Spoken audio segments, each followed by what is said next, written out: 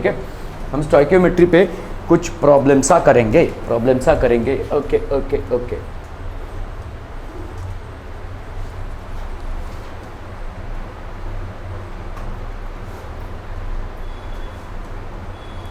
Laws of chemical combination पे, ठीक है, laws of chemical combination, the total mass of reactants is always equal to the total mass of products in a chemical reaction. This statement is known as law of conservation of mass, law of definite proportions, law of equivalent weights या law of combining masses. देखो a plus B, ठीक है, a plus, simple है, देखो ये पढ़ चुके हो तुम बेसिकली, मतलब 10th में ही पढ़ चुके हो, ये c प्लस डी हो रहा है, ठीक है। a प्लस बी का जो टोटल मास है, ठीक है, this will be equal to the total mass of c plus D, provided none of the products are allowed to escape the site of reaction. अगर भाई साहब कोई गैसियस प्रोडक्ट हुआ तो वो that is not escaping the site of the reaction. If the products are not allowed to escape the site of the reaction, then the total mass of the reactants is equal to the total mass of the products. Total mass of the reactants will be equal to the total mass of the products. Are we clear? इसको हम क्या बोलेंगे? Law of conservation of mass, law of definite proportions, law of equivalent weights या law of combining masses. Tell me. Law of conservation of mass. ठीक है, conservation of mass मतलब आपका mass fixed रहेगा. It is not going to change. So this will be law of conservation of mass. ठीक है. Which of the following is the best example of law of conservation of energy? ठीक है, 12 gram of carbon conservation of energy है भाई साहब, ठीक है, ध्यान दीजिएगा, यहाँ पे एनर्जी की बात कर रहे हैं हम। 12 gram of carbon combines with 32 gram of oxygen to form 44 gram of carbon dioxide. When 72 gram of carbon is heated in vacuum and no change in mass takes place, no change in mass takes place, the vacuum में heat कर रहे हैं, देखो carbon को तुम heat कर रहे हो वैक्यूम में, तो कार्बन ऑक्सीजन के साथ कंबाइन नहीं कर पाएगा क्योंकि आपके भाई साहब एयर नहीं है वहाँ पे, ठीक है, वैक्यूम में हीट कर रहे हो, no change in mass takes place. The weight of a piece of platinum is the same and before and after heating 2 gram of hydrogen combines with 32 gram, क्या भाई साहब 32 ग्राम क्या क्या हो गया ये? तो भाई साहब मास ऑफ रिएक्टेंट्स, ये लॉ ऑफ कंजर्वेशन ऑफ मास होगा ये, this will not be energy, ठीक है। देखो 12 gram of carbon, 12 gram of carbon और 32 कितना हो गया बोलो? 44 ग्राम, ठीक है, और यहाँ पे कितना हो गया बोलो? 44 ग्राम, ठीक है। सो ये लॉ ऑफ कंजर्वेशन ऑफ मास, ठीक है। The law of conservation of mass holds good for the following except all chemical reactions, nuclear reactions, endothermic reactions, exothermic reactions. Law of conservation of मास सबके लिए सही है, ऑल केमिकल रिएक्शंस तो नहीं होगा भाई साहब, ठीक है।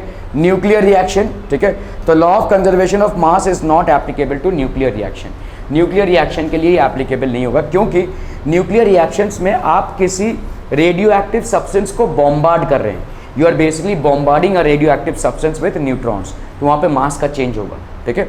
So it is not applicable to nuclear reactions. It is applicable to all types of chemical reactions, whether they are endothermic, exothermic, displacement, single displacement, double displacement, anything. ठीक है, redox. Different samples of water were found to contain hydrogen and oxygen in the ratio of 1:8. ये 1:8 मतलब मामला समझ में आ रहा है? देखो H2O है, ठीक है, H2O, तो यहाँ पे 2 का कितना हो गया? 2 × 1 है ना भाई साहब, और इसका एटॉमिक वेट कितना है? 16, तो ये 1 × 16 है ना, कितना हो जाएगा ये? 2:16, that will be 1:8। Are we getting this people? ठीक है। So different samples of water were found to contain hydrogen and oxygen the ratio of 1:8। Different samples मतलब आप पॉन्ड से लेकर आए हो, लेक से लेकर आए हो, रिवर से लेकर आए हो, वेल से लेकर आए हो, या सी से लेकर आए हो, कहीं से भी लेकर आए हो, pure water, it is containing hydrogen and oxygen in the ratio of 1:8। This shows the law of multiple proportions, constant proportions, reciprocal proportions या कंजर्वेशन ऑफ मास। क्या हो जाएगा बोलो? Constant proportions. If 2 elements are combining to form a compound, they will always do so in a constant proportion, ठीक है। So this will be basically constant proportions, ठीक है। The percentage of copper and oxygen in the samples of copper oxide obtained by different methods were found to be the same. This proves the law of constant proportions, reciprocal proportions, multiple proportions, conservation of मास। मतलब copper oxide की भाई साहब आपने sampling की है अलग अलग जगह से, और आपको क्या मिला कि percentage of copper and obviously percentage of oxygen is the same सारे सैंपल्स में, ठीक है। The percentage of copper and oxygen in different samples of copper oxide, ठीक है, were found to be the same. This proves constant proportion, reciprocal proportion, multiple proportion या conservation of mass. Constant proportion simple, ठीक है। तो this will be basically constant proportions according to the law of constant proportion. Which of the following pairs can be cited as an example to illustrate the law of multiple proportion? Multiple proportion क्या होता है? किसी एक atom को आप constant कर लेते हैं और दूसरा एटम कंबाइन कर रहा है इन अ मल्टी। जैसे देखो H2O है, ये हो गया क्या? वाटर। H2O2 ये हो गया क्या भाई साहब? Hydrogen peroxide. मल्टीपल प्रोपोर्शन क्या बोल रहा है? यहाँ पे H2, यहाँ पे H2, तो आपने H2 को फिक्स कर दिया। ऑक्सीजन का इधर क्या हो गया? 1 और इधर कितना है? 2, तो 1:2 हो गया। Are we getting this people? Clear है? ठीक है। तो NO2K2O है, क्या इनमें से कौन सा भाई साहब आपका लॉ ऑफ मल्टीपल प्रोपोर्शन करेगा? देखो NO2 है, लेकिन यहाँ पे क्या हो गया भाई साहब? ये O हो गया, है ना। यहाँ पे Al2O3 है, Cr2O3 है, ठीक है। दोनों एलिमेंट्स देखो, यहाँ पे एलिमेंट्स सेम रहने चाहिए। लॉ ऑफ मल्टीपल प्रोपोर्शन में जो कंबाइनिंग एलिमेंट्स हैं वो सेम होने चाहिए।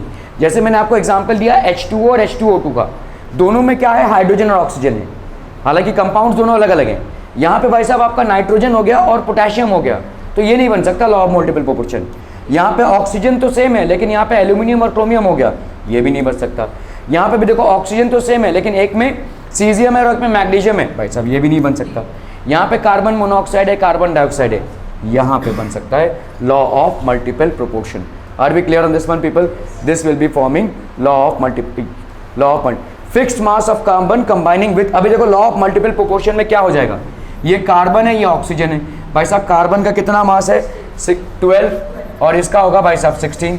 कार्बन डाइऑक्साइड है, तो यहाँ पे क्या होगा बोलो? 12, और यहाँ पे 2 × 16 दैट इज 32।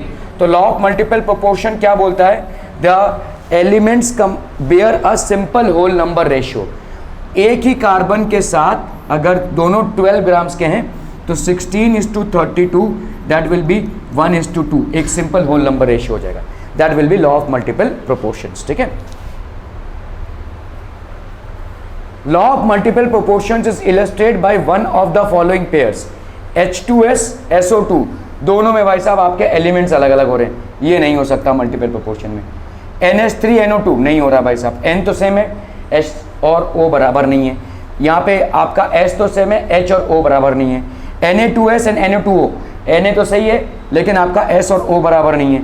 N2O NO इसमें हो सकता है भाई साहब, इसमें हो सकता है, तो इसका बोलो N2O है और यहाँ पे क्या है? NO है। इसको हमने फिक्स कर दिया लेट्स से 16, इसका कितना हो जाएगा बोलो? 14। इसको हमने फिक्स कर दिया 16, इसका कितना हो जाएगा? 2 × 14 दैट इज 28। तो ये 14 और 28 का क्या रेशियो हो जाएगा बोलो? 28:14 विल बी 2:1। तो ये वाला आपका हो गया, ठीक है। This is the one which is there, ठीक है। Fixed mass of oxygen combining with 14:28 mass of nitrogen, ठीक है। The percentage composition of 4 hydrocarbons, ठीक है। परसेंटेज कॉम्पोजिशन कार्बन और हाइड्रोजन का 75-20, 80-20, 85-14, 91-8, ठीक है, ये है आपका। So the data illustrates the law of constant proportion, conservation of mass, multiple proportions and reciprocal proportions. तो इसमें कौन सा हो जाएगा भाई साहब? ठीक है, अरे क्या हो? तो यहाँ पे आपका देखो, since different hydrocarbons contain different percentage of elements, this law verifies the fix weight of H और C, ठीक है। तो आपका भाई साहब फिक्स वेट ऑफ H और C, तो आपका भाई साहब मल्टीपल प्रोपोर्शन, हाँ ठीक है। यहाँ पे देखो हाइड्रोकार्बन है, हाइड्रोकार्बन मतलब कैसा हो सकता है? देखो CH4 हो सकता है, ठीक है, C2H6 हो सकता है, या आपका लेट्स से एल्कीन ले लेंगे अगर हम C2H4 हो सकता है, एल्काइन ले लें अगर हम C2H2 हो सकता है। हाइड्रोकार्बन कुछ भी हो सकता है, ठीक है। कार्बन और हाइड्रोजन के ये अलग अलग परसेंटेजेस हैं, ठीक है। अगर हम कार्बन को फिक्स कर लें तो क्या हाइड्रोजन के परसेंटेजेस सेम हो जाएंगे, मतलब मल्टीपल प्रोपोर्शन दिखाएंगे। जैसे 75 to 25 है, मुझे इसको भी 75 करना है, तो क्या करूं मैं, यहाँ पे 80 कितने के साथ कंबाइन कर रहा है, 20 के साथ, तो 71 कितने के साथ कंबाइन करेगा, 20/80 के साथ। 75 कितने के साथ कंबाइन करेगा, 20/80 इंटू 75 के साथ, ठीक है। 2 1 2 2 4 8, 4 1 4, 4 कितना हो जाएगा भाई साहब, 4/75, 4 1 4, 4 3 12, 4 3 12, 4 7 1.375 हो जाएगा ये, ठीक है। तो यहाँ पे कितना हो जाएगा बोलो, दिस विल बी 75 कितने के साथ कंबाइन करेगा, ये मैं कुछ गड़बड़ कर रहा हूँ भाई साहब, 75 80 80, अच्छा यहाँ पे 4 हो गया ना, 1 4 4, हाँ 13.75, तो ये हो गया 13.75, ठीक है। 85 है और 14.3 है, तो अगर मुझे इसको 85.7 है, ये कितने के साथ कंबाइन कर रहा है, 14.3 के साथ, तो अगर 1 किया तो कितना हो गया, 14.3 अपॉन 85.7। अगर मैंने इसको किया भाई साहब कितना, 80, तो ये कितना हो जाएगा, 14.3/85.7 इंटू 80, ठीक है। 14,333 आ जाएगा भाई साहब, इसका ऐसे निकालेंगे, ऐसे इसका भी निकालेंगे, ठीक है। तो अगर हम सबको यहाँ पे 75 कर लें या 80 कर लें, तो इसमें जो रेशियो होगा वो आपका फिक्स्ड होल नंबर रेशियो होगा, that will be basically fixed whole number ratio, ठीक है। तो ये आपका क्या दिखाएगा, मल्टीपल प्रोपोर्शंस, ठीक है। So since different hydrocarbons contain different percentages of element C and H, verify the law with fixed weight of H और सी। इनमें से कोई को भी आप फिक्स कर लो, तो आपके जो भी सी को अगर आपने फिक्स किया, तो एच के जो भी प्रोपोर्शंस आएंगे उनके बीच में सिंपल होल नंबर रेशियो होगा। अगर आपने एच को फिक्स किया, तो सी के जो भी प्रोपोर्शंस आएंगे उनके बीच में सिंपल होल नंबर रेशियो होगा। सो that will be multiple proportions, ठीक है। Law of combining volumes was proposed bye, combining volumes क्या होते हैं भाई साहब, जैसे जैसे मैं बोलूं आपका H2 और O2 क्या बना रहा है भाई साहब, H2O, तो मतलब ये क्या हो जाएगा, 1 volume of hydrogen 1 volume of oxygen, balance कर लो, ये 2H2 हो जाएगा, तो यहाँ पे 2 volumes of hydrogen 1 volume of oxygen will produce 2 volumes of water, ठीक है। So this was proposed by Lavoisier, Gay Lussac, Avogadro, Dalton, so Gay Lussac, ठीक है। तो इन्होंने क्या बोला था, what was the law of combining volumes, what was the law of combining volumes, when gases react together they do so in the respective moles, और यही moles उनके वॉल्यूम्स हो जाएंगे, ठीक है। आपके यहाँ पे कितने मोल्स हैं, 2 मोल्स है ना, 2 moles of hydrogen reacts with 1 mole of oxygen to produce 2 moles of water. इसी को हम क्या लिख रहे हैं भाई साहब, 2 volumes of hydrogen will react with 1 volume of oxygen to produce 2 volumes of hydrogen water, ठीक है। That is called Gay Lussac's law. In the reaction hydrogen plus oxygen is equal to water vapour, the ratio of volumes is 2:1:2। अभी हमने balance किया भाई साहब, देखो H2 in the form of gas plus O2 in the form of gas, it produces H2O in the form of gas only, water vapour. Balancing कर लीजिए भाई साहब, कितना हो गया, 2H2 plus O2 will be equal to 2H2O। क्या ratio हो जाएगी आपकी, 2:1:2, ये 2 1 और ये 2 हो गया, है ना, मोल्स के ऊपर रेशियो हो गया ये। So in the reaction hydrogen plus oxygen is equal to water vapour, the ratio of the volumes is 2:1:2। This illustrates the law of conservation of mass, combining weights, combining volumes, all of the above, all of the above हो जाएगा। Conservation, मास तो conserve होगा ही, किसी भी chemical reaction में mass of the reactants will be equal to mass of the products. तो यहाँ पे जो मास है that will be equal to the mass of the products. It is applicable for all chemical reactions.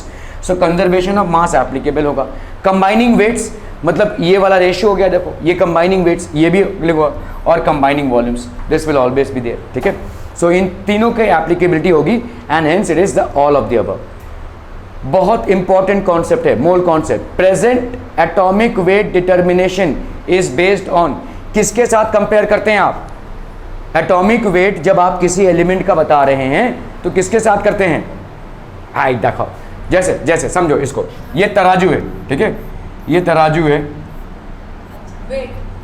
ठीक है, समझो आपने यहाँ पे शक्कर रखा 1 किलो का, आप कैसे बोल रहे हो ये 1 किलो का शक्कर है, क्योंकि इसमें आपने 1 किलो का लोहे का बट्टा रखा हुआ है, इसका मतलब क्या हो गया, ये जो वेट ऑफ शुगर है this is equivalent to 1 kg of iron, ऐसा बोल सकते हैं, ऐसा बोल सकते हैं 1 kg ऑफ आयरन।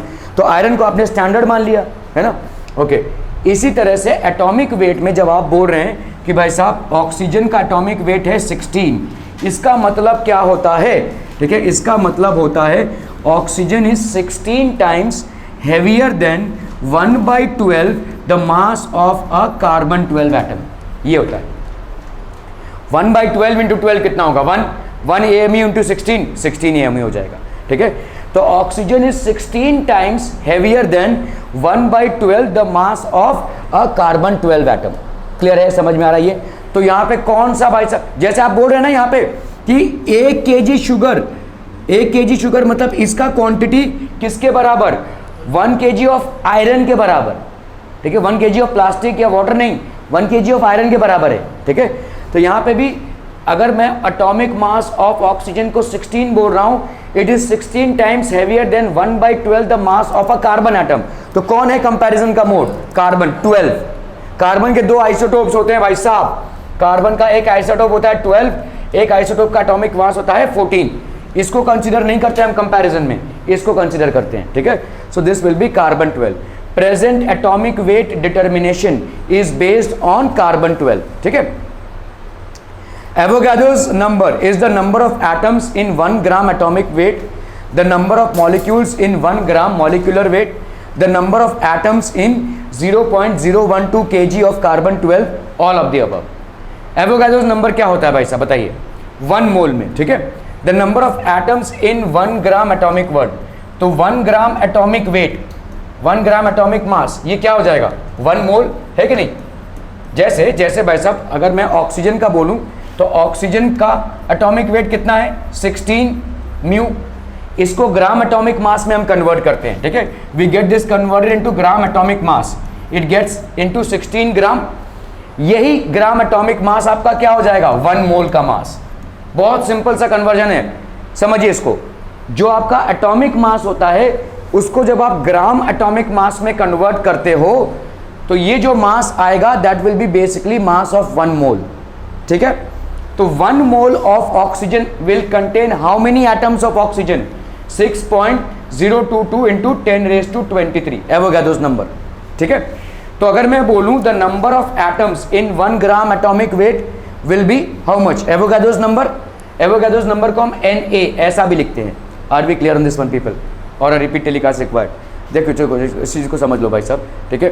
देखो हर एक एटम का एक होता है भाई साहब एटॉमिक मास, एटॉमिक मास, या हम इसको क्या बोलेंगे बच्चा पार्टी, एटॉमिक वेट, है ना।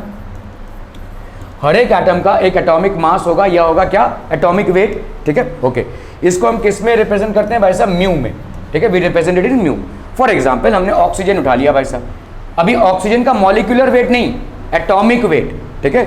ऑक्सीजन का एटॉमिक वेट कितना हो जाएगा, ऑक्सीजन का भाई साहब एटॉमिक मास या एटॉमिक वेट, ऑक्सीजन का एटॉमिक मास या एटॉमिक वेट कितना हो जाएगा बोलो, 16 mu. Are we clear on this one, ठीक है।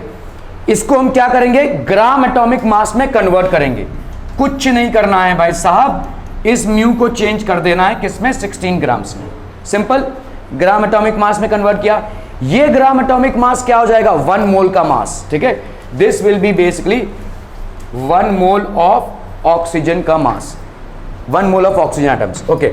Now 1 mole of oxygen atoms, ध्यान दीजिएगा, एटम्स कितने होंगे 6.022 into 10 to the power of 23 atoms. Are we getting this people, ठीक है, okay.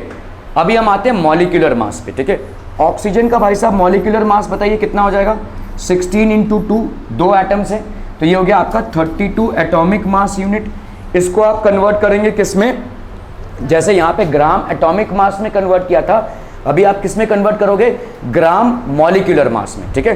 So this will B gram molecular मास, कितना हो जाएगा बोलो 32 grams.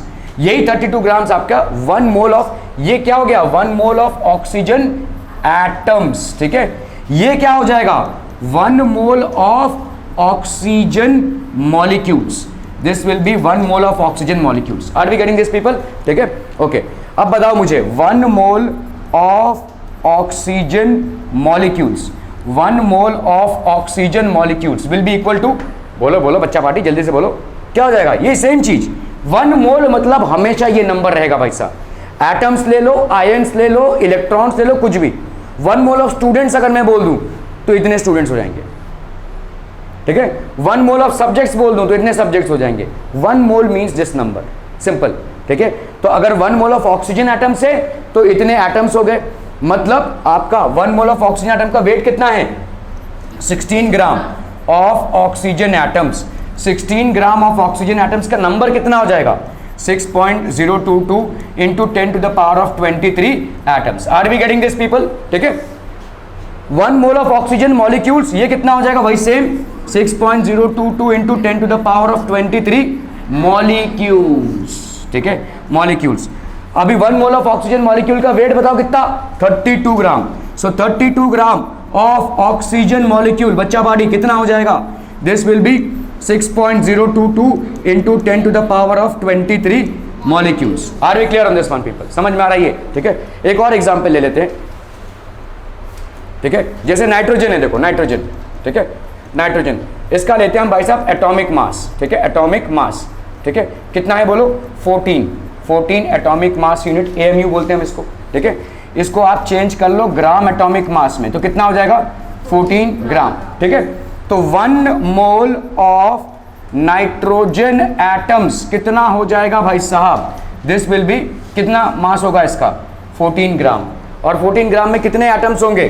This will be 6.022 into 10 to the power of 23 atoms. Are we getting this people? Okay, now let's come to molecules, ठीक है। तो आपका मॉलिक्यूलर मास ऑफ ऑक्सीजन, बोलो बच्चा पार्टी क्या हो जाएगा? Molecular mass of oxygen 14 into 2 that is 28 atomic mass unit, ठीक है, ओके। तो अभी ये क्या हो जाएगा? Therefore 1 mole of nitrogen molecules, 1 mole of nitrogen molecules कितना हो जाएगा बोलो? 28 ग्राम, ठीक है। And this will be equal to 6.022 into 10 to the power of 23 molecules. This will be this much, ठीक है। क्लियर है? Are we clear on this one people? Mole मतलब क्या? 6.022 into 10 to the power of 23 atoms, ions, कुछ भी, molecules, anything. Are we clear on this one people? ठीक है। यहां पे क्या पूछा है देखो, क्या ये सही है? Avogadro's number is the number of atoms in 1 gram atomic wait. सही है भाई साहब, ठीक है। 1 ग्राम एटॉमिक वेट मतलब 1 GM, तो ये आपका सही होगा। The number of molecules in 1 gram molecular weight, ये भी सही है। अभी आपने देखा कि नाइट्रोजन का हमने ग्राम एटॉमिक मास लिया और ग्राम मॉलिक्यूलर मास लिया, ऑक्सीजन का ग्राम एटॉमिक मास लिया, ग्राम मॉलिक्यूलर मास लिया। ग्राम एटॉमिक मास में क्या होगा? This will be the number of atoms, कितना? 6.022 into 10 to the power of 23। Gram molecular mass में क्या होगा? It will be the number of molecules, कितना? 6.022 into 10 to the power of 23। दोनों के लिए एप्लीकेबल है भाई साहब, ठीक है। सो इसके लिए भी एप्लीकेबल, ये भी सही है, ये भी सही है। द नंबर ऑफ एटम्स, अभी इसको समझो, इन 0.012 ग्राम kg ऑफ C12, ठीक है, ओके। चलो देख लेते हैं भाई साहब इसको। तो यहाँ पे क्या लिखा हुआ है भाई साहब? The number of atoms, the number of atoms इन 0. कितना था?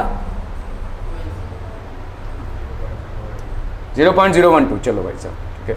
The number of atoms, the number of atoms in 0.012 kg of C12, ठीक है। चलो अभी हम आते हैं भाई साहब कार्बन 12 में, ठीक है। कार्बन 12 का भाई साहब मुझे बताइए एटॉमिक मास कितना? एटॉमिक मास कितना भाई साहब? 12 म्यू। इसको किस में कन्वर्ट करो भाई साहब? ग्राम एटॉमिक मास में, दैट इज 12 ग्राम। ये हो जाएगा इसका क्या? 1 मोल का मास होता ही नहीं, 1 मोल का मास हो। सो 1 mole of carbon atoms, 1 mole of carbon 12 atoms कितने हो जाएंगे भाई साहब? 6.022 इंटू 10⁻23 एटम्स, है ना भाई? नंबर तो इतना ही हो जाएगा। ध्यान से देखो, अभी 1 मोल का मास कितना है? 12 ग्राम। इसको हम ये लिख सकते हैं कि नहीं? 1 mole 12 gram of C12 atoms will be equal to Avogadro's number, N लिख सकते हैं ऐसा, एवोगाड्रोस नंबर शॉर्ट फॉर्म में, ठीक है, ओके।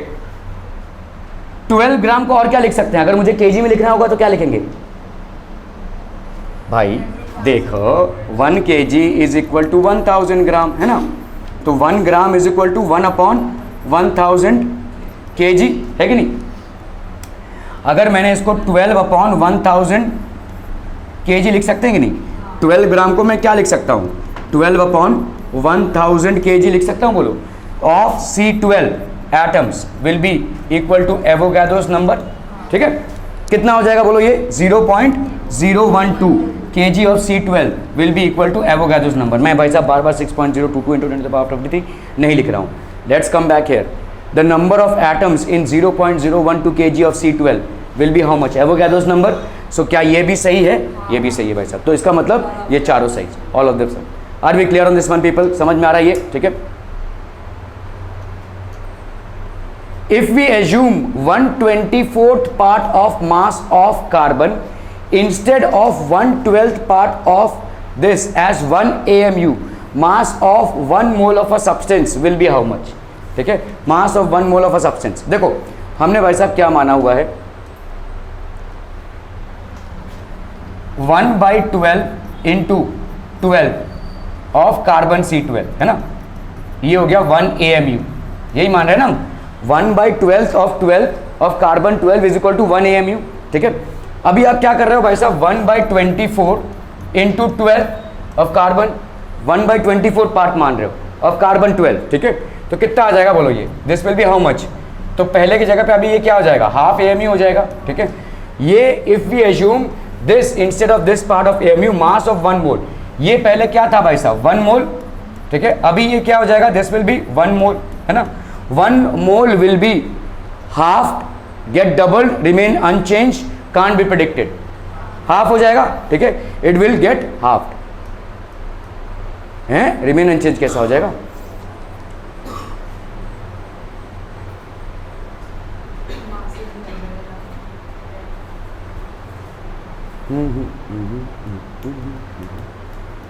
नहीं गलत है भाई साहब।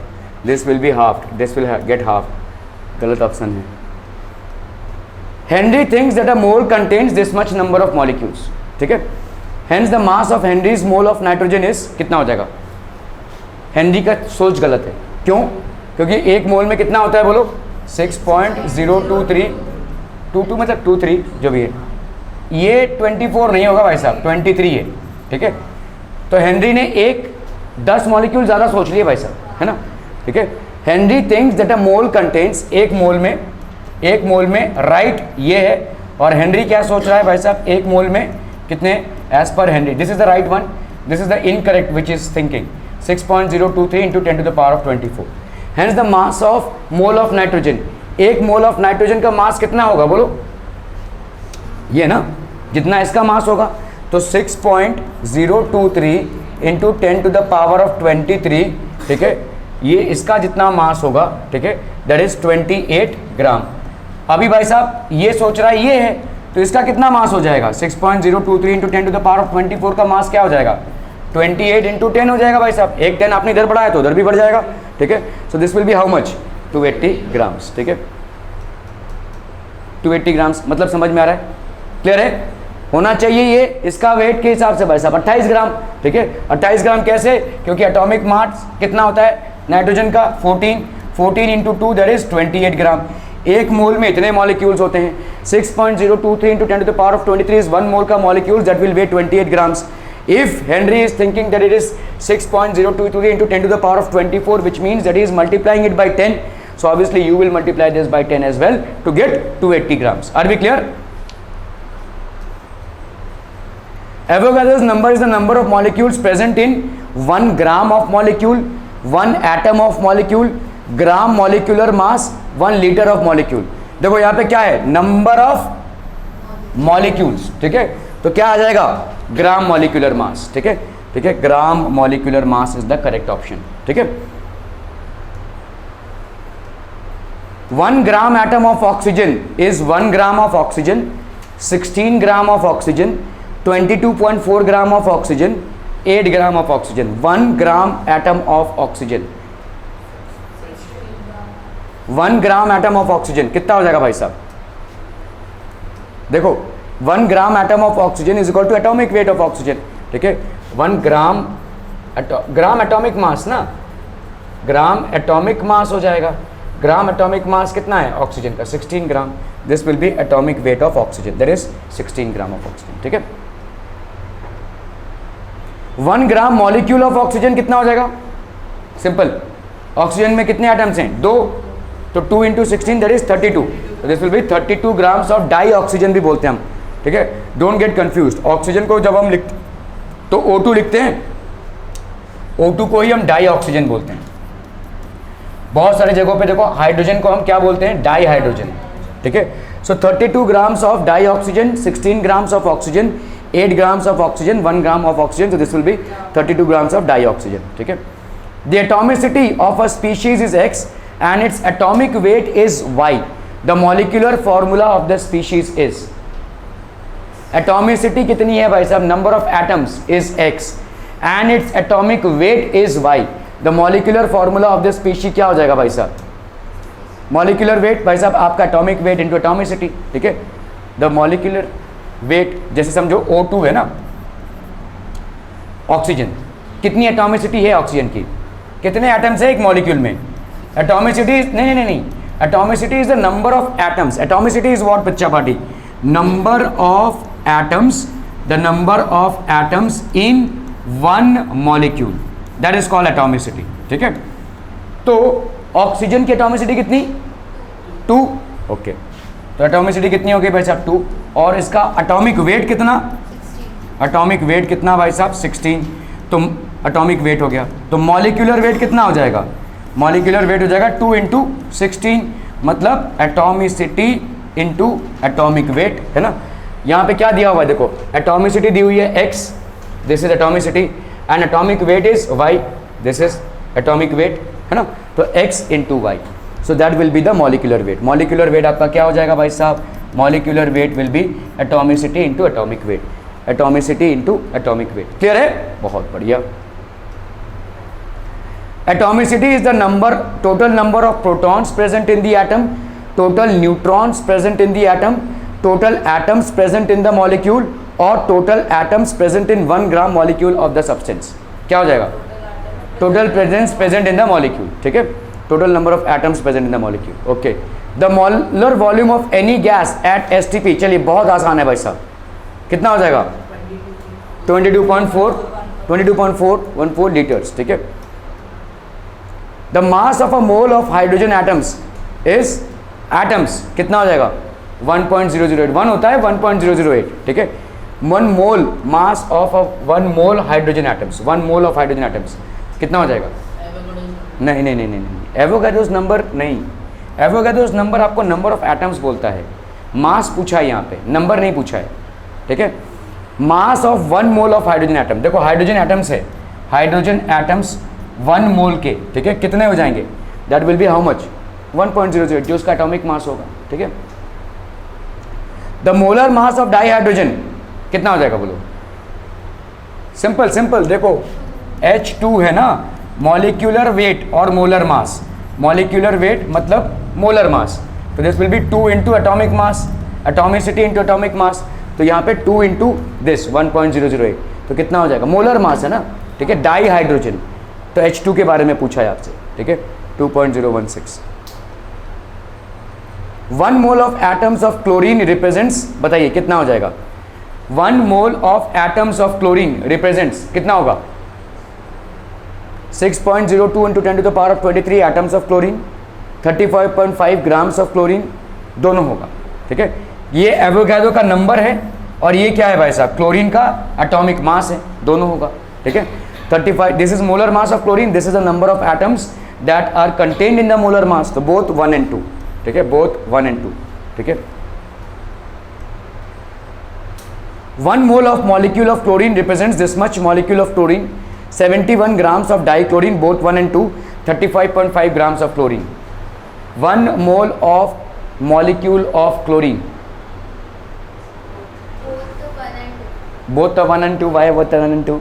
1 mole of chlorine molecule क्या हो जाएगा? डाइक्लोरीन मतलब क्या हो जाएगा? क्लोरीन मॉलिक्यूल है ना, तो 35.5 इंटू 2 कितना आ जाएगा? 71, और इतने मॉलिक्यूल्स होंगे 1 मोल में. ठीक है. तो ये तो दोनों राइट है, तो बोथ 1 and 2. 35.5 ग्राम आपका ग्राम एटॉमिक मास है. यहाँ पे मॉलिक्यूल की बात कर रहे हैं, देखो मॉलिक्यूल की, तो मॉलिक्यूल मतलब क्या हो गया? Cl2, Cl2 मतलब क्या हो जाएगा 2 into 35.5 that is how much 71 grams. ये हो जाएगा ग्राम मॉलिक्यूलर मास, जिसको हम क्या बोलते हैं भाई साहब, मोलर मास, ठीक है, मोलर मास। और इसके में कितने एटम्स मॉलिक्यूल्स होंगे 6.023 into 10 to the power of 23 molecules होंगे। That will be the total number of molecules present, ठीक है। सो ये दोनों आपके करेक्ट हो जाएंगे, बोथ 1 and 2, ठीक है, okay. 1 AMU is equal to, ये तो मैं भी भूल गया भाई साहब, आई सपोज 24, ठीक है, चलिए 24। Volume occupied by 4.4 gram of CO2, कैसे कैलकुलेट करेंगे इसको जरा सोचिए और बताइए। देखो CO2 1 mole of CO2 at STP occupies कितना 22.4 लीटर्स, ये हमको मालूम है, ठीक है। 1 mole of any gas at STP will occupy how much 22.4 litres. Okay, बताओ मेरे को 1 मोल का मास कितना हो जाएगा। देखो भाई साहब 1 मोल क्या है, कार्बन डाइऑक्साइड, मास बोलो इसका कितना 12 plus 2 into 16 that is 12 plus 32 that is 44, ठीक है। तो हम यहाँ पे लिख सकते हैं 44 gram of CO2 at STP कितना हो जाएगा 22.4 लीटर्स, ठीक है। मुझे बताओ अभी यहाँ पे कितना दिया हुआ है 4.4, तो 1 कितना हो जाएगा बोलो 22.4 अपॉन 44 लीटर्स, ठीक है। 4.4 कितना हो जाएगा 22.4 44 इंटू 4.4, सिंपल यूनिटरी मेथड, ठीक है, ओके। बताओ भाई साहब यहाँ पे क्या हो जाएगा 1.1 हो गया ये, ठीक है। 22.4 इंटू इसको करोगे तो कितना आ जाएगा भाई साहब 224 इंटू 11 1.1 आएगा ना, सॉरी ये 0.1 आएगा ना, 4.4 ऊपर है और नीचे 44 है तो 0.1 आएगा, तो यहाँ पे हो गया 2.24 है ना, 2.24 तो हाँ ये है, ठीक है, 2.24 litres eight STP।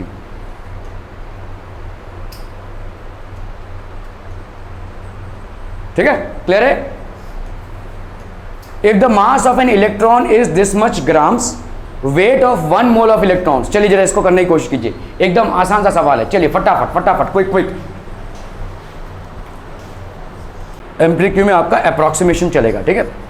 If the mass of an electron कितना है बोलो 9 इंटू 10⁻⁻38 ग्राम्स है, ठीक है। Weight of 1 mole of electrons, 1 mole of electrons कितना हो जाएगा बोलो 1 mole of electrons is how much 6.022 into 10 to the power of 23 electrons, इनका वेट कितना हो जाएगा दिस इंटू 9 इंटू 10⁻28, ठीक है।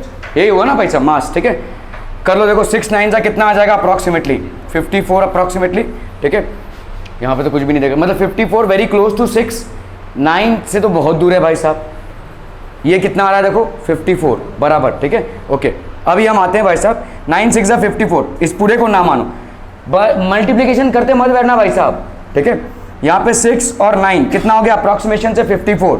चलो इस पार्ट पे आते हैं, 10⁻23 है और यहाँ पे क्या है 10⁻28 है, तो क्या हो जाएगा 10⁻23 that will be how much of अच्छा पार्टी इंटू 10⁻5, मतलब ये क्या हो जाएगा 54 अपॉन 1 2 3 4 5 है ना, तो this will be how much 54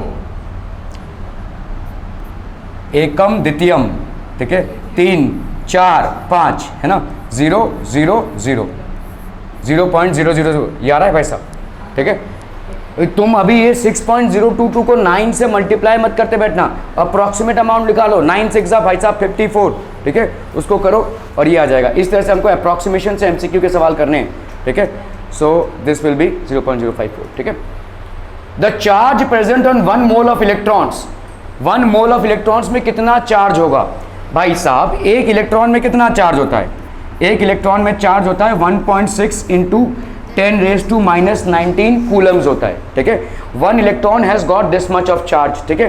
तो आपका कितना 1 mole of electron that is 6.022 into 10 to the power of 23 electrons, इनका कितना हो जाएगा भाई साहब 6.022 into 10 to the power of 23 into 1.6 into 10⁻⁻19 coulomb. अब देख लो ध्यान से 16 6 कितना होता है 16, यहाँ पे 1.6 है, तो चलो इस 6 को अगर मैं इधर ले लूँ तो यहाँ पे -20 हो जाएगा, है ना। इसको ऐसा लिख सकते कि नहीं, फटाफट उधर डालिए, 16 6 कीजिए, कितना आ गया 96 आ गया, ठीक है। तो ये हो गया 16 6 का। अभी यहाँ पे 10⁻23 और यहाँ पे 10⁻, तो 10⁻23 माइनस 20, तो 96 इंटू 10⁻3 हो गया भाई साहब, कितना हो जाएगा ये 96,000। क्लियर है। इनमें से भाई साहब कौन क्लोज है भाई साहब, देखो ये वाला क्लोज है, ठीक है, उतना ही अप्रॉक्सीमेट आंसर आएगा, this is the correct option. इसी तरह से एमसीक्यू सॉल्व करने हैं, एमसीक्यू की मैथमेटिक्स ऐसी करनी है, ठीक है, क्लियर है। सो यहाँ पे अब ये तो आप बाद में पढ़ोगे, फिजिक्स में आप पढ़ोगे, इसको हम 1 फैराडे बोलते हैं, बट दिस इज करेक्ट, तो ये भी आपका करेक्ट है। 1 faraday is equal to 96500 coulombs, ठीक है। तो 9650, इसको याद रखिए, चाहे तो कहीं नोट डाउन कर लीजिए। 96500 coulombs is basically the charge occupied by 1 mole of electrons, ठीक है, and that is also known as 1 faraday, ठीक है। 1 मोल ऑफ इलेक्ट्रॉन्स का चार्ज कितना हो जाएगा 96500 कूलम्स, जिसको हम क्या बोलते हैं 1 faraday, this is also known as 1 faraday, ठीक है। क्लियर है, क्लियर है, क्लियर है भाई साहब, ओके। 1 मोल ऑफ इलेक्ट्रॉन्स का चार्ज हमने कैलकुलेशन किया, 1 मोल ऑफ इलेक्ट्रॉन्स मतलब कितने electrons, 6.022 into 10 to the power of 23 electrons. एक इलेक्ट्रॉन का भाई साहब चार्ज होता है 1.6 इंटू 10⁻⁻19 कूलम, तो 1 मोल ऑफ इलेक्ट्रॉन्स का चार्ज हो गया 96500 कूलम। ये जो नंबर है इसको हम बोलेंगे 1 फैराडे, ठीक है। तो 1 mole of electrons has got a total charge of 96500 coulomb and this amount itself is known as 1 faraday. Are we clear to this one people, समझ में आ रहा है? अच्छा लिखना है,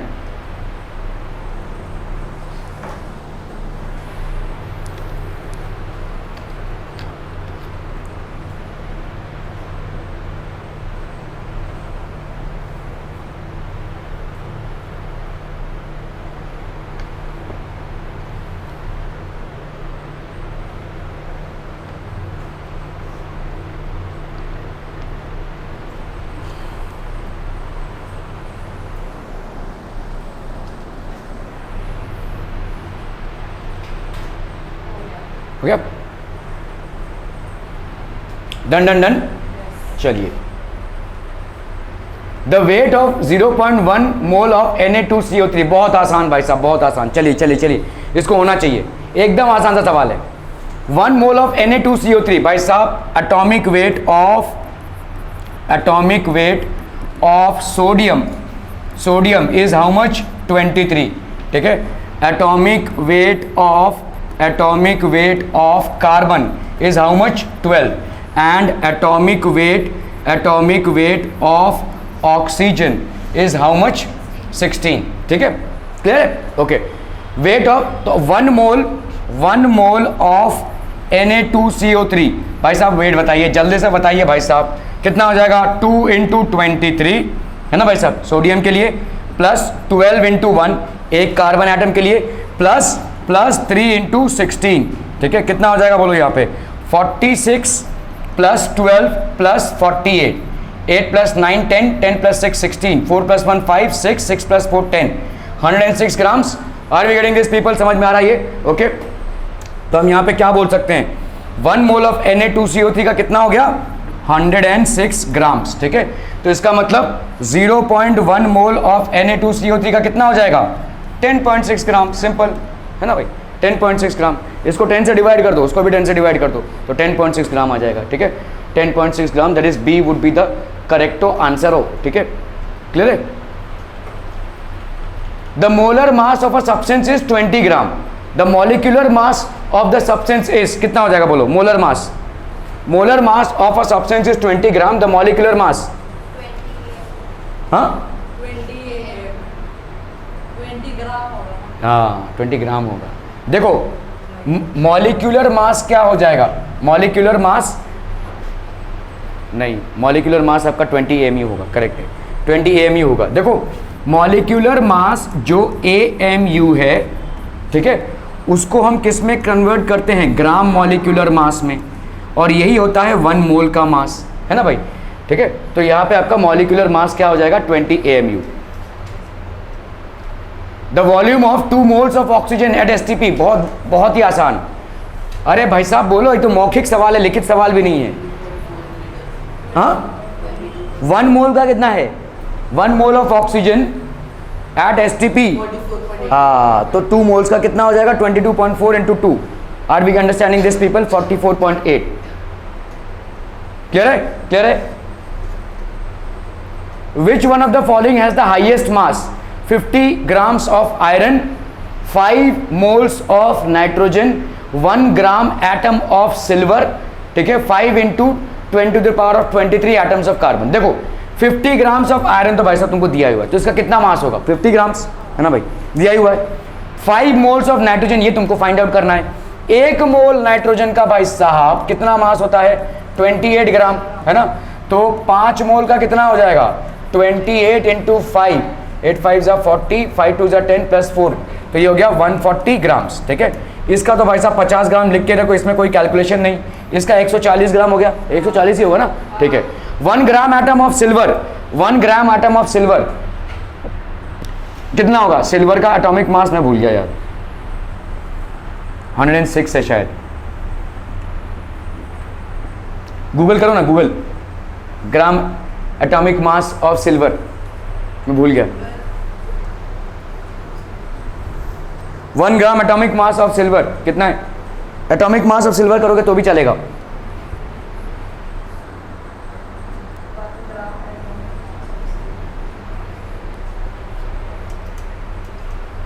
देखो ग्राम एटॉम, हाँ चलो आगे आगे आगे, छोड़ो छोड़ो छोड़ो। 108 ग्राम है, 106 बोल रहा था मैं, दिस इज 108 ग्राम। ठीक है, 5 मोल्स ऑफ नाइट्रोजन का कितना हो गया भाई साहब? देखो 140 ग्राम्स। ठीक है, 5 into 10 raise to 23 atoms of carbon.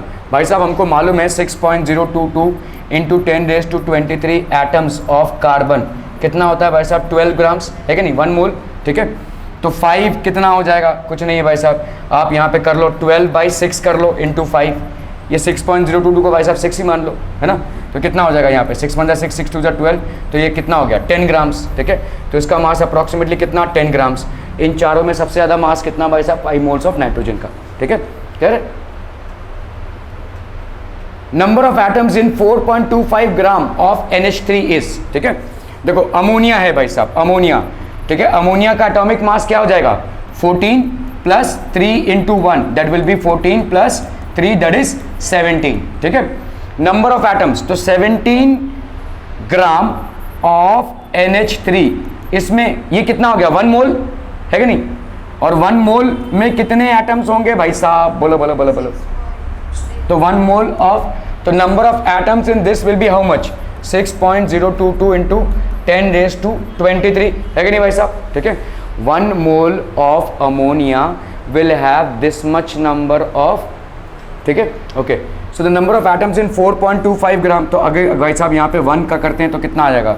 6.022 into 10 raise to 23 upon भाई साहब कितना आ गया? 17। अगर हम करते हैं भाई साहब कितना? 4.25 ग्राम का, तो कितना आ जाएगा बोलो?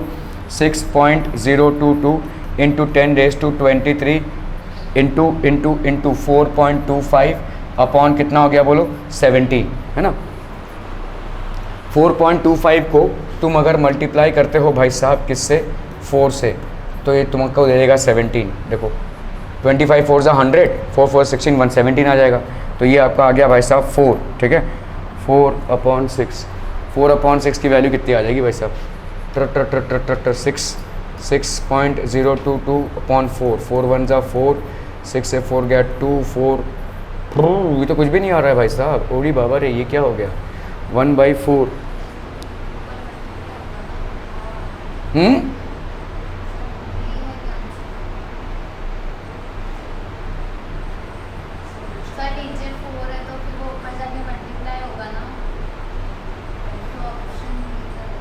नीचे 4 आया ना। ऊपर ले जाएंगे तो मल्टीप्लाई होगा। नहीं, ऊपर क्यों ले जाएंगे लेकिन उसको? Wait, let's see the answer here. 4.25 into Avogadro's number into 4। बहुत बढ़िया भाई साहब, सवाल अच्छा है। ठीक है, देखो हमने एक पॉइंट मिस कर दिया। 1 मोल ऑफ एटॉमिसिटी इसकी कितनी है? देखो कितने एटम्स हैं? 4 एटम्स हैं। ठीक है, इसमें 4 एटम्स है ना, यहाँ पे क्या पूछा है, नंबर ऑफ एटम्स, ठीक है। 1 मोल ऑफ, देखो 4.25 ग्राम है ना, देखो 4. अच्छा सवाल है, चलो 4.25 ग्राम्स ऑफ NH3, ठीक है। इसमें आपको पूछा गया है कितने एटम्स होंगे, ठीक है, क्लियर है, ओके। तो अभी हम पहले इसका निपटा लेते हैं। तो 1 मोल ऑफ NH3 में कितने ग्राम्स होंगे बोलो, 14 प्लस 3 इंटू 1, 14 आया भाई साहब N का और H का आया 3 इंटू 1, दैट इज 17 ग्राम। पहले तो ये हो गया, ठीक है। एटम्स कितने हो जाएंगे भाई साहब, एटम्स तो कितने होंगे 6.022 इंटू 10⁻23, लेकिन एक एटम से नहीं बना है भाई साहब, 4 एटम से बना हुआ है, ठीक है। तो this will B 4 into this much, clear है। 4 एक नाइट्रोजन का और 3 हाइड्रोजन के एटम से बने हुए एक मॉलिक्यूल, ठीक है। सो एक मॉल का मास कितना हो गया 17 ग्राम। तो हम यहाँ पे क्या बोल सकते हैं, 17 gram of ammonia contains how many atoms, contains 4 into 6.022 into 10⁻23 atoms, ठीक है, क्लियर है, ओके। तो 1 gram will contain how much, 4 into 6.022 into 10⁻23 atoms, ठीक है। तो 4.25 grams will contain how much, 4 into 6.022 into 10⁻23 upon, क्या कर दिया मैं ना, यहाँ पे 4.25 होगा, दिस विल बी इंटू 4.25 और नीचे आ जाएगा भाई साहब आपका ये 17, सो दिस विल बी 17, ये 1 और ये हो गया 4, ये 4 और 4 कैंसिल हो गया, कितना आंसर आ गया भाई साहब 6.022 इंटू 10⁻23, ठीक है, क्लियर है, ओके ओके ओके। तो आ गया आपका n मतलब आपका number of atoms, right, 6.022 into 10⁻23। Are we clear on this one people?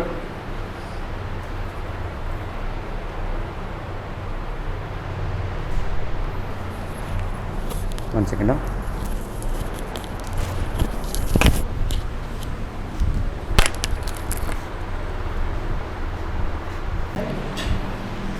ठीक है, सो दिस इज डन। चलिए, which of the following contains less number of molecules, 11 grams of carbon dioxide, 32 grams of sulphur dioxide और 40 grams of sulphur trioxide. चलिए देख लेते हैं भाई साहब, यहाँ पे कार्बन डाइऑक्साइड है, ठीक है। कार्बन डाइऑक्साइड भाई साहब 11 ग्राम्स, कार्बन डाइऑक्साइड का मॉलिक्यूलर मास बताओ कितना हो जाएगा, यहाँ पे हो गया तुम्हारा 12 plus 2 into 16, that is how much 32, तो ये हो गया 44, है ना। तो 44 ग्राम्स ऑफ CO2 कितना कंटेन करेगा, Na नंबर ऑफ मॉलिक्यूल्स, है ना भाई साहब, Na नंबर मतलब 6.022 इंटू पावर, तो 11 में कितना हो जाएगा भाई साहब Na इंटू 11 अपॉन 44, तो मतलब ये हो गया 4, है ना। तो हम इसको कितना लिख सकते हैं, Na/4, ठीक है। 32 grams of sulphur dioxide, sulphur dioxide, sulphur का भाई साहब कितना होता है 32 और इसका कितना होता है भाई साहब, ऑक्सीजन का 2 है, तो 2 इंटू 16 दैट इज 32, ठीक है। सो 32 प्लस 32 कितना हो गया 64, तो 64 ग्राम्स ऑफ SO2 की वैल्यू कितनी हो गई 1 मोल, तो 32 की क्या हो जाएगी भाई साहब 1 मोल मतलब कितना Na नंबर ऑफ मॉलिक्यूल्स, ठीक है। तो मतलब 32 का कितना हो जाएगा Na/2, इधर तुमने आधा कर दिया तो इधर भी Na/2 आधा हो जाएगा, तो this will B Na/2 molecules, Na/2 molecules, इधर Na/4 मॉलिक्यूल्स, ठीक है। 2 grams of di hydrogen, 2 grams of di hydrogen का भाई साहब कितना हो जाएगा, देखो यहाँ पे 1 या 2 grams of di hydrogen H2, इसका भाई साहब कितना हो जाएगा 6.022 या Na लिख सकते हैं हम, तो इसका तो भाई साहब Na ही होगा, ठीक है। 40 ग्राम्स ऑफ SO3, देखो S मतलब कितना हो गया तुम्हारा 32 प्लस यहाँ पे 3 इंटू 16 दैट इज 48, तो 32 प्लस 48 कितना हो गया 8 प्लस 9 10, 4 प्लस 4 8, तो इसका मतलब 80 ग्राम्स ऑफ SO3 में कितने मॉलिक्यूल्स होंगे भाई साहब, एवोगाड्रोस नंबर ऑफ मॉलिक्यूल्स, तो 40 ग्राम्स में कितने होंगे भाई साहब Na/2, भाई साहब आधा कर दिया तुमने, 80 से 40 पे आ गए तो Na से Na/2 पे आ जाओगे, तो यहाँ पे कितने हो गए Na/2 मॉलिक्यूल्स। यहाँ पे पूछा है which of the following contains less number of molecules, so आपका भाई साहब ये सबसे लेस है ना, पहला ये, इसमें तो आधा ही हुआ, इसमें तो 1/4 हो गया भाई साहब, ठीक है। सो 11 grams of carbon dioxide, so 11 grams of carbon dioxide, ठीक है। क्लियर है, आर बी क्लियर? ओके, देखो 0.25 n मतलब वही होता है, देखो n/4, n/4, clear clear clear. चलो वैसा, the gas having same number of molecules as 16 gram of dihydrogen, 16 gram sorry dioxygen, तो 16 ग्राम ऑफ, देखो आपके डाई ऑक्सीजन में मतलब कितना हो जाएगा, 32 ग्राम्स है ना, तो 32 ग्राम्स ऑफ डाई ऑक्सीजन कितने मॉलिक्यूल्स होंगे, Na है ना, तो भाई साहब 16 ग्राम ऑफ डाई ऑक्सीजन का कितना हो जाएगा, Na/2, सिंपल है ना भाई, क्लियर है क्लियर है क्लियर है, ओके। 16 ग्राम ऑफ O3 का कितना हो जाएगा, देखो O3 ओजोन है, 48 gram of O3 will contain Na number of molecules, ठीक है। तो भाई साहब 16 ग्राम कितना कंटेन करेगा, Na इंटू 16/48, तो ये हो गया कितना भाई साहब, Na/3, ठीक है। इसके पास कितना है, इसके पास है आपका Na/2, यहाँ पे कितना मिल रहा है तुमको, Na/3। 16 gram of sulphur trioxide, sulphur trioxide भाई साहब यहाँ पे हो गया 32, 3 इंटू 16 कितना हो गया भाई साहब, 48, कितना हो गया ये 80, ठीक है। 80 ग्राम ऑफ SO3, इसमें भाई साहब कितने नंबर ऑफ मॉलिक्यूल्स हो गए, Na नंबर ऑफ मॉलिक्यूल्स, तो 16 ग्राम के कितने हो जाएंगे भाई साहब, Na इंटू 16/80 है ना भाई साहब, Na इंटू 16/80, 16 1 16, 16 5 80 होता है ना, 16 5, तो ये हो गया भाई साहब कितना, Na/5, ठीक है। इसका कर लेते हैं 48 gram of SO3, 48 gram of SO3 मतलब देखो S का कितना है 32, S का है भाई साहब 32, और इसका हो गया 33 इंटू 16 दैट इज 48, कितना 80, अच्छा ठीक है चलिए। 80 gram of SO3 contains Na number of molecules, ठीक है। 1 ग्राम विल कंटेन Na/80, तो आपका भाई साहब 48 ग्राम विल कंटेन Na/80 इंटू 48, 16 3 ज़ा 48, 16 5 ज़ा 80, तो यहाँ पे कितना हो जाएगा 3Na/5, ठीक है। 1 ग्राम ऑफ डाई हाइड्रोजन, भाई साहब देखो 2 gram of di hydrogen contains Na number of molecules, ठीक है। तो यहाँ पे 1 ग्राम विल कंटेन Na/2, तो इसका कितना हो जाएगा Na/2, ये Na/2 है, Na/3, Na/5, 3Na/5, ये Na/2, so this will be 1 gram of dihydrogen, ठीक है।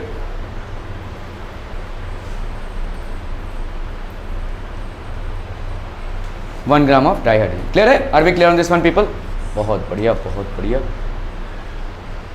The weight of a gaseous mixture containing 6.022 into 10 to the power of 23 molecules of nitrogen and this much molecules of sulfur dioxide, कितना हो जाएगा देखो, the weight of a gaseous mixture containing this much number of molecules of nitrogen, ठीक है, and 3 into this much molecules of sulphur dioxide, कितना हो जाएगा, आराम से देखो यहाँ पे देखो क्या है 6.023 into 10 to the power of 23 molecules of nitrogen, भाई साहब इसका कितना मास होगा बोलो, Na मॉलिक्यूल्स ऑफ नाइट्रोजन हो गया ना, Na मॉलिक्यूल्स ऑफ नाइट्रोजन का कितना मास हो जाएगा 28 ग्राम, 28 ग्राम इसका हो गया, ठीक है।